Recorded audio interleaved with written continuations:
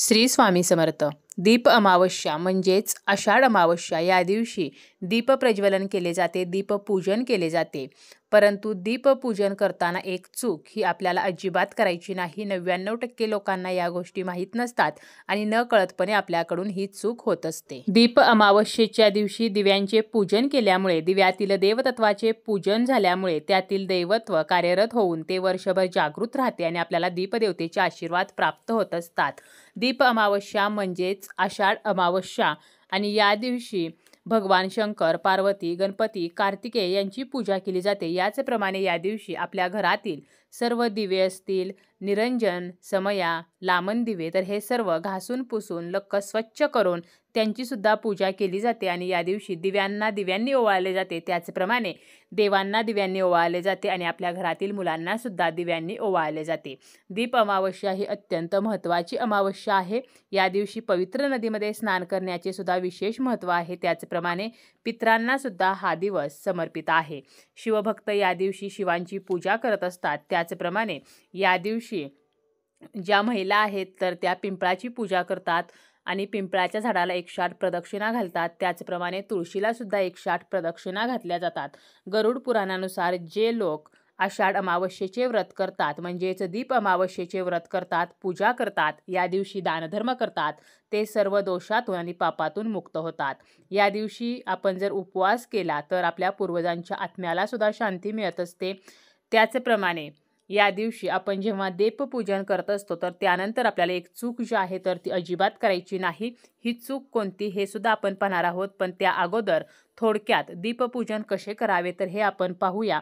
या दिवशी आपल्याला सकाळी लवकर उठायचं आहे. त्यानंतर आपलं स्नान वगैरे करायचं आहे. आपल्या देवघरातील जे देवांचे टाक असतील, मूर्ती असतील तर त्यासुद्धा आपल्याला स्वच्छ करायच्या आहेत आणि आपल्याला देवांची सुद्धा विधिवत पूजा करायची आहे. यानंतर ती पूजा वगैरे झाल्यानंतर आपल्याला संध्याकाळच्या वेळेला दीप प्रज्वलन करायचं आहे, म्हणजेच काय तर दीपपूजन करायचं आहे.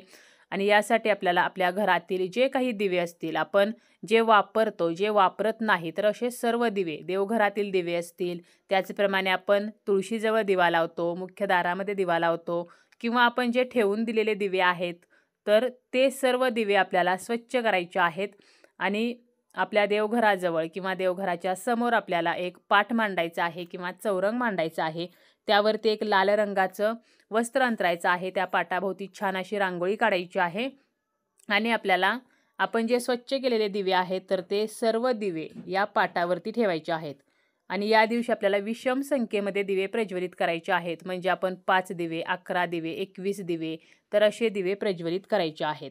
आता हे जे दिवे आहेत तर ते पाटावरती ठेवताना डायरेक्ट न ठेवता प्रत्येक दिव्याखाली आपल्याला अक्षता ठेवायच्या आहेत किंवा फुलांच्या पाकळ्या ठेवायच्या आहेत आणि त्यावरती हे दिवे जे आहेत तर ते ठेवायचे आहेत. यानंतर आपल्याला या दिव्यामध्ये तेल घालायचे आहे किंवा आपल्याला शक्य असेल तर आपण तूपसुद्धा घालू शकतो आणि हे दिवे आपल्याला प्रज्वलित करायचे आहेत. त्यानंतर आपल्याला कणकेचे 5 दिवेसुद्धा लागणार आहेत आणि हे दिवे आपल्याला दीपपूजन करण्या अगोदरच बनवून ठेवायचे आहेत. तर एका ताटामध्ये हे बनवलेले कणकेचे 5 दिवे घ्यायचे आहेत. हे दिवे म्हणजे आपल्याला गोडाचे दिवे बनवायचे आहेत, म्हणजे फक्त कणकेचे दिवे न बनवता कणिक जे असणार आहे म्हणजे गव्हाचं पीठ, तर यामध्ये आपल्याला गोड पाणी वापरायचं आहे. पाणी जे आहे तर त्यामध्ये गूळ टाकायचा आणि ते पाणी आपल्याला तो गूळ विरघळेपर्यंत गरम करून घ्यायचं आणि त्या पाण्याचा वापर करून आपल्याला कणिक जी आहे तर ती मळून घ्यायची आहे. तर असं आपल्याला गोडाचे 5 दिवे बनवून घ्यायचे आहेत आणि हे दिवे आपल्याला व्यवस्थित वापरून सुद्धा घ्यायचे आहेत. तर असे हे 5 कणकेचे दिवे एका ताटामध्ये घ्यायचे.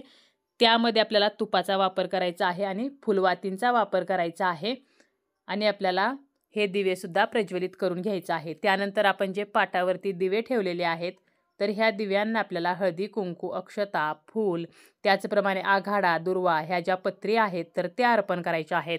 अगरबत्ती, धूप लावायचा आहे. नैवेद्य म्हणून ज्वारीच्या लाह्या, गूळ, पंचामृत तर असा नैवेद्य ठेवायचा आहे. फळे ठेवायचे आहेत आणि याचप्रमाणे इतर काही जर आपण नैवेद्यासाठी बनवलेलं असेल, अगदी खीर असेल किंवा दूध साखर, तर असा नैवेद्यसुद्धा आपण ठेवू शकतो.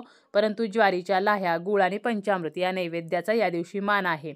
तर असा नैवेद्य ठेवायचा आहे आणि पाटावरील जे दिवे आहेत तर ह्या दिव्यांना आपल्याला कणकेच्या 5 दिव्याने आपल्याला ओवाळायचं आहे आणि ह्या दिव्यामध्ये आपल्याला तुपाचाच वापर करायचा आहे. तर अशा प्रकारे आपल्याला हे दीपपूजन करायचं आहे आणि यानंतर प्रार्थनासुद्धा करायची आहे की हे दीप तू सूर्यरूप व अग्निरूप आहेस, तेजामध्ये तू उत्तम तेज आहेस, माझ्या पूजेचा तू स्वीकार कर आणि माझ्या सर्व इच्छा पूर्ण कर. तर अशी आपल्याला प्रार्थना करायची आहे. आपल्या घरातील जी काही इडापिडा आहे, रोगराई आहे, तर ती यामुळे नष्ट होत असते. आणि सायंकाळच्या वेळेला ज्याप्रमाणे आपण ह्या दिव्यांना ओवाळतो त्याचप्रमाणे कणकेच्या 5 दिव्यांनी आपल्याला देवांनासुद्धा ओवाळायचं आहे आणि मुलांनासुद्धा आपल्याला ओवाळायचं आहे. फक्त मुलांना ओवाळताना त्या दिव्यामध्ये आपल्याला तेलाचा वापर करायचा आहे. जे दिवे आपण देवांना ओवाळण्यासाठी घेतो तर हे दिवे आपल्याला मुलांना ओवाळण्यासाठी घ्यायचे नाहीत. देवांना ओवाळण्याचे आणि मुलांना ओवाळण्याचे दिवे वेगवेगळे असावेत. आता हे दीपपूजन झाल्यावर बऱ्याच वेळेला आपल्याकडून एक चूक जी आहे तर ती होत असते, जी आपल्याला अजिबात करायची नाही. ती म्हणजे काय, एकदा आपण दीपपूजन केलं, दिवे प्रज्वलित केले की यानंतर आपल्याला या दिव्यांना चुकूनही स्पर्श करायचा नाही. हे दिवे अजिबात उचलायचे नाहीत.